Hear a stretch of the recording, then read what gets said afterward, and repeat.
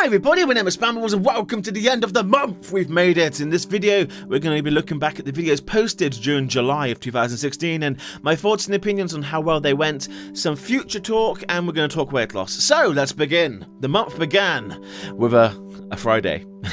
Like that matters. The month began with the final episode of Stairs. That was quite a cool game, but the story was hard to follow. It was missing plot points during the middle bit, so it was really hard to kind of piece everything together.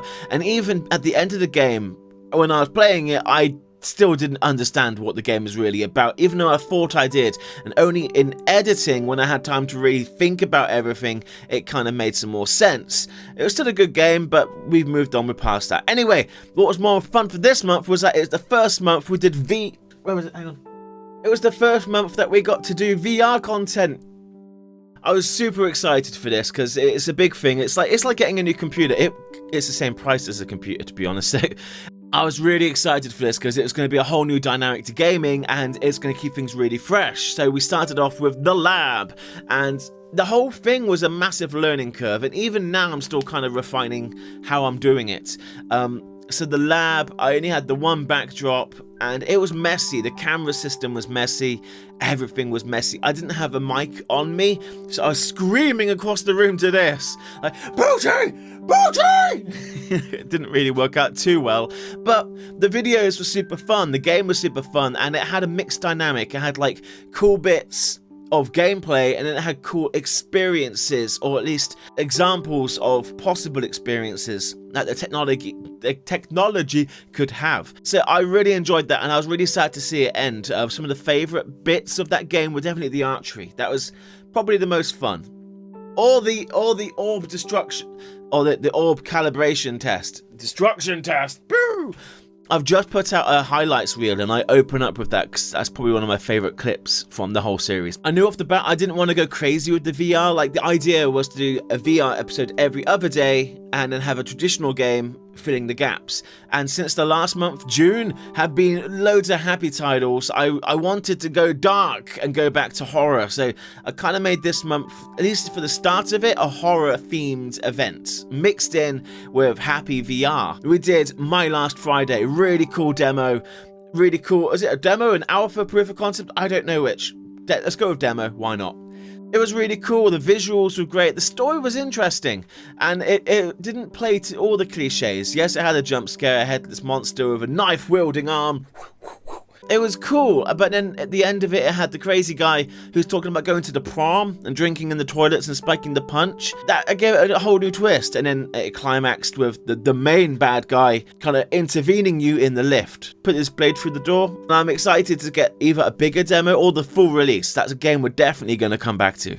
We also checked out The Last Light. This was, again, another horror game. The idea was you're riding the subway to go meet your brother. It's his birthday, I think it was.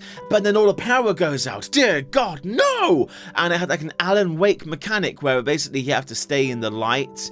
If you go into the dark, the monster will get you. But the game was crippled because the fact that the monster was pathetic. It became like an annoying pet going, "Arr, arr," like here at your face going, "Arr, arr," like, I'm busy! It was stupid. We played all of it, we finished it. It was something, you know, it was an experience. Was it worth having? I can't remember. It was a whole month ago, give me a break! After that was Lightblade VR. This is a super cool game, although I think I messed its name up calling it Lightsaber VR, but that's what it basically was. It was an unofficial game, not Star Wars, but is totally Star Wars, and you're just practicing up against a droid. I think it was free, or very, very cheap, one of the two, but it was a really cool game. It didn't have much to it, but it was fun to be dual-wielding lightsabers and how they interacted with each other, and the controllers, how they would vibrate with the power. It was cool. We'll come back to this a little bit later. Beep. By July the 10th, the lab came to an end. No more poaching! We did another game called Eleanor's Stairway. This, I say game, it was a proof of concept / demo / not demo? I don't know. It's a very confusing backstory. So this, on the surface, looks like a PT-inspired kind of horror game in the works, but then when you read deeper into it, the designer was actually just a student of game design and art design and stuff, and he did this as like a visual presentation instead of just screenshots. But then on top of that, the game was getting so well received, it seems like he then decided to make it a full game. Then it was on green Steam Light, and then he was giving like ideas that it would be out in July or August, I forget when. August or July. One of the two. Pick one. That's the one. Good going. But I do hope something happens, because it was cool. The monster was terrible. It was like... It had no animation. It just limped towards you like a mummy that's been in the freezer too long. It was good, damn it. Moving on, we did The Last Look. Another horror game, surprise, surprise. It was kind of good, but at the same time kind of annoying. I'm not sure how I truly feel about it. I will be playing it again, most definitely, because I want to see the full experience, but I don't know if I fully want to endorse it just now. So, off the bat, you wake up and you're in some weird place, turns out to be related to the company you worked for, and it had horror all over it, had dark shadows, you don't go into the darkness.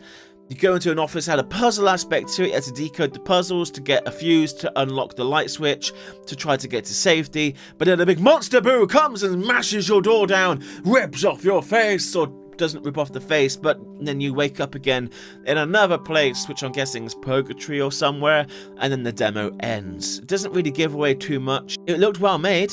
That was something, I guess. That is something to say. It did look well made. That's about it. I don't know what else to say. Move on. One Late Night was a bitch of a game I'm never going to touch again, although I was told there was a sequel, so I may have to go back to that. But this was a problem for me because it's another horror game, but it was like supposed to be a surreal horror game based in an office. And it was advertised as a short story, and like that works great because I wanted something to be a single episode. I didn't want a series out of this game, so I thought it'd be a nice 15-20 minute video, but I was recording for hours and hours. The story was gated, so you couldn't progress until you'd done a specific thing, and that specific thing could be just standing in a specific part of the building, opening a door, a cupboard, picking up something, and it was not fluid at all. It was very disjointed, and boredom crept in, and nothing kills fear like boredom. You can't be bored and scared at the same time. Like, what would that look like?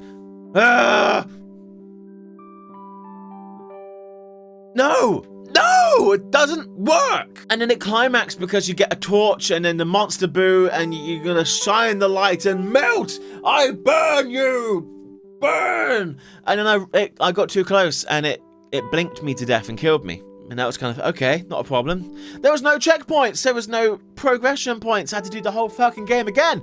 So I did it all again, and immediately when I started recording again, it appeared and seemingly killed me. That got me really angry, but then I wasn't quite dead. I seemed to have bugged the game out a little bit, so I continued. I got the torch, I started to melt her a second time, and then I ran out of batteries, and I'd done that a couple times. I ran out of batteries in the whole building, meaning I couldn't actually finish the game. Physically couldn't. I totally capable of. The game was like, nope, you're not fucking doing it. Play another game. So I moved on. But yeah, One Late Night. Check it out if you like a horror game that's also a board simulator. It made quite a funny episode, I have to admit. Editing. Oh, I skipped one. We also started a brand new series, the Brookhaven Experiment. This is a VR title, and yeah, it had already been kind of out on YouTube. It was not anything new, but I don't really care about that. I don't care if something's hot, if it's new, if it's old. I've always said I play what I want to play. I don't pander, I don't cater. So, it was a shooter. You plant yourself and you hold back against monsters and zombies and ginormous monstrosities coming towards you. And it was really fun. The first couple of levels were like, the difficulty level was like this. But then as you got towards the back end of the game, it just ramps up and it starts going vertical. There was 10 levels. And by level 8, I was feeling the burn. By level 9, I'd sponged all of my good ammunition. I was running on empties. And I was there for so long. Ultimately, like level 9, I think it took me like 8 hours to beat. I can't remember. I do say in the episode to go with what I say because I said that at the time and that's more relevant. Continuing the horror vibe for at least another week, we did Punity, which was a Unity-based remake of the PT trailer. Punity. It was a cool play on words. I was really excited going into it. I didn't really know how long it was going to be or if it would be the full demo, but I expected more than what we got. It was a really good start. It had a cool monster, had some cool jump scares. It ended so short. It was just one corridor in the shape of an L, and you go to the end and back into the end and back into the end and back to the end. And back. I even played it twice just to make sure that I didn't miss something. I want to play PT! Song of Horror, the game with the most clunky control system you can think of. This is a cool game, a cool concept, but again, it was heavily gated. It was a cool idea, having to listen to doorways to see if there's a monster on the other side of it before you open it. But then it backfired on itself because it slowed down the game a lot, to the point where I was like, screw this, I was just carelessly running through doors. Got me killed a few times. I had a really annoying time with that game. There's a bit in my highlights reel where I'm just trying to pick up this piece of paper on a coffee table, and my guy just like, look down, look down, look down, look down, turn around, left, look down, what? Oh! Like, it was so freaking stupid! We will check out the full game, but I really hope they have listened to the feedback, because I'm pretty sure everybody has unanimously said the controls were bullshit. Catatonic! I actually didn't plan to do this video. I randomly stumbled across this package. It was called... what was it even called? It was a software package called Within. It's like a wrapper that contains other packages within it, and it's curated by like the New York Times or something like that. I got it because I wanted to see this VR experience for a show called Mr. Robot. I highly recommend it. It's super cool. But inside it was this horror experience called Catatonic, and I thought, oh, that is interesting. And it was an immersive experience where you're strapped to a wheelchair being pushed around an asylum, and that was awesome. It was a video. It was on like 720p or something. It wasn't totally HD, which is disappointing, but that didn't matter because it worked. It was so immersive. Imagine you're sat in your chair now, just you look up, and there's this massive orderly behind you pushing you, and he's like, hey, you're gonna settle right in, little one. I've got a place for you. And it had jump scares. They were real people. So it made it more scary because it was a real face. It was like, would just bang, like, in your face. Oh, there was this one scene where there's like the whole circle of them panning around you, going la la la la la, boo. And you just look to your side, and there's been a face there the whole time, and you just look, and it's there. Like, ah! It was terrifying. It was so cool. I recommend this to everybody. Moving on, Apollo 11. Everybody knows the story of Apollo 11, like Neil Armstrong, Buzz Aldrin going to the moon, first man on the moon. I wasn't prepared for how awesome this was gonna be, and this is like one of those few rare moments where I am just like awestruck with a game to the point where I'm just talking babble. And I know I already talk a lot of crap, a lot of shizzle, but damn it, I was babbling in that one. I was just like in love, going, oh my god, yes. Like, it was super cool to be inside the spaceship as it's taking off, and it had all of the voice logs. That was super, like, nerdy cool, like, to hear all of this banter and talk. Ignition sequence start. 6, 5, 4, 3, 2, 1, 0. All engine running. Liftoff. We have a liftoff. 32 minutes past the hour. Liftoff on Apollo 11. Damn the producers, damn them. I don't know if they either didn't pay royalties or they had a special like educational license, which was probably the case. I got flagged multiple copyright strikes on this because of music used in the game. I had to re-upload it like 4 times because I would get one strike, I'd remove that bit of audio, upload it, and then another bit of audio would get credited. But then it got to the extremes of Neil Armstrong's speech, this is one still small step for man, one giant leap for mankind. That got flagged as copyright. Like him, no sound around it, just him saying those words got flagged. And that was freaking ridiculous. But because how messed up the YouTube's copyright system is, I didn't dare challenge it. And that's pathetic as well. House of the Dying Sun, so another spacey game. This was a different experience as well. This was like a flight sim, strategy, space sim. It was super fun. I was in a fighter jet in space. I could look around and everywhere, and as like I could barrel roll, and I could totally look where I'm barrel rolling. It was a totally fluid experience. The game itself didn't offer much dynamic and was very much the same thing, just repeated throughout the entire game, and that really let it down. The story progression of it was terrible, and the climax of it was killing the false emperor, which somebody else did. The game I was playing, the reason I was playing it, somebody else did it. Like, what the hell? So all of this was for nothing. Either way, it was still fun, and that had a steep difficulty curve. Again, it started off flat and then vroom, went vertical. I don't know if I'd recommend it, but it was definitely fun. We're closing in on the end of the month, so brace yourself everybody, we're nearly there. Trials on Tatooine, the official Star Wars lightsaber experience. I was really excited going into this. Epic start, total Star Wars a long time ago in a galaxy far, far away. Scrolling text and everything. The Millennium Falcon, and then it cuts to you on the planet. And you're looking up and the Falcon's landing in front of you, but it's so big.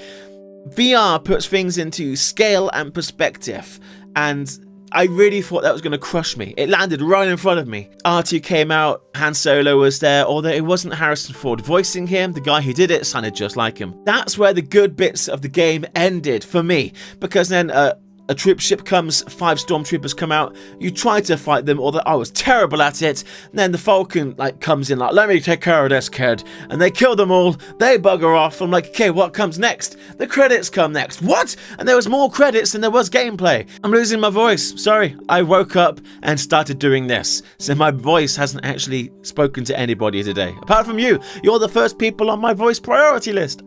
I couldn't help but compare it to Lightblade, because it was very much the same game. You hold lightsabers, you hit back laser bolts. That's it. And I couldn't help but feel the unofficial game had more game to it than this demo, or this experience, teaser, experiment, whatever they want to call it. They did all of that work and they stopped just short of the finish line. They should have put a little bit more actual content into the game just to justify the whole thing. Anyway, I know a load of people took it really positively and are really excited. I will check out a full game if there is one. I know there's a Vader experience coming super soon and we're going to be playing that. It is what it is, right? Anyway, moving on. Gods and Glory, or Happy Wheels 3D. This game came out of nowhere for me. I saw PewDiePie play it and I just instantly loved what I was seeing. I had to check it out myself, and you're just the guy on the bike with the child on the back. It is Happy Wheels, but it's open world, it's 3D, and it is crazy. Much like Happy Wheels, it also captures all of the rage. I hadn't raged like that in a video for such a long time. I was peaking my microphone, and edit for that was really, really hard. Like, there was things I know I could do. So the classic is the climax of the episode. I'd go down a hill, up a ramp onto the roof of a building, over another ramp, and then roll over the finish line. And I was there, like, I didn't put the whole time into the video, but I was there for ages doing this over and over and over and over and dying over and over and over. No! It was terrible. It was horrible. I was beating myself up on the inside. But it was super, super fun. I'm going to play another episode, like, for next weekend. Like, that's a little sneak peek. I think that might be Saturday or Sunday's video of next week. This brings us to the very end of the month. We started a brand new series, Job Simulator. We learned how to office like a human did back in the day, and it's crazy fun. Again, I don't know if it's because I just came out of Guts and Glory, but I was really aggressive in it. I was abusing loads of robots, just shouting at them, beating at them, throwing stuff at them, but it was super fun. Oh, that was the thing, I collected glasses. That was my thing. I made a thing out of it. I collected everybody's glasses.